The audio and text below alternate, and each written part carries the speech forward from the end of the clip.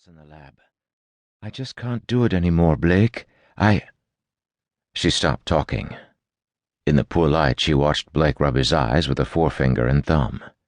She knew what that meant.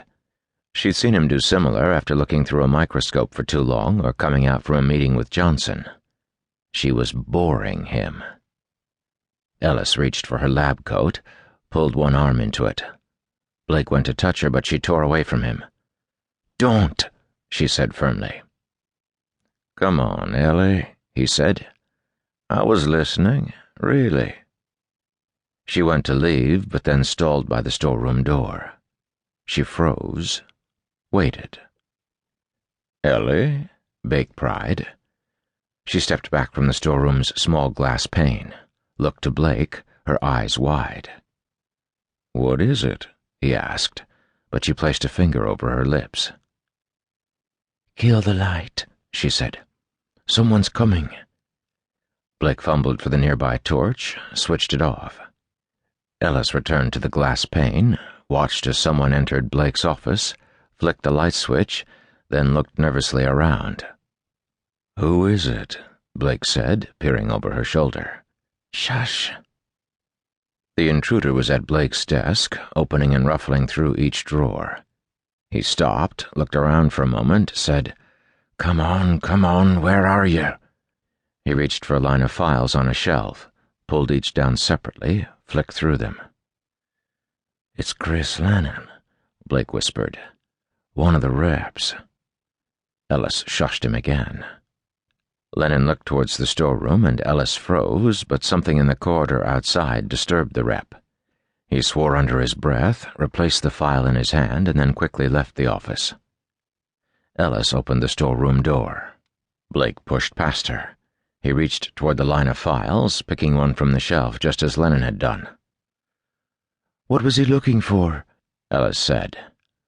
Blake didn't answer. Ellis watched him flick through the file. It didn't look like anything special. Experiment checklists, health and safety memos. The kind of paperwork she would see in the lab every day. "Blake?" she pressed. He looked up, met her gaze.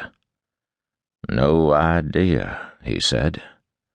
But the expression on his face seemed guilty, like he knew exactly what Lennon had been after.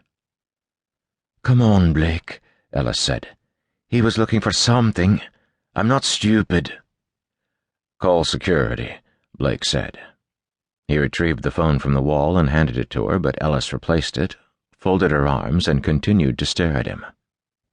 "Look, I don't know any more than you do," Blake protested. "Johnson handles all the contract stuff. I just do what I'm told." "And what have you been told?" Ellis countered. "Blake, you're an HSO. You've been told a hell of a lot more than the rest of us." Blake went to move, but Ellis blocked him. She wasn't going to let this go. He knew something, and she wanted to hear it. Damn it, she deserved more than this. "Come on, Blake. Talk to me," she pressed. Still Blake said nothing.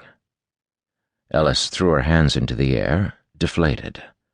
This wasn't how it used to be between them.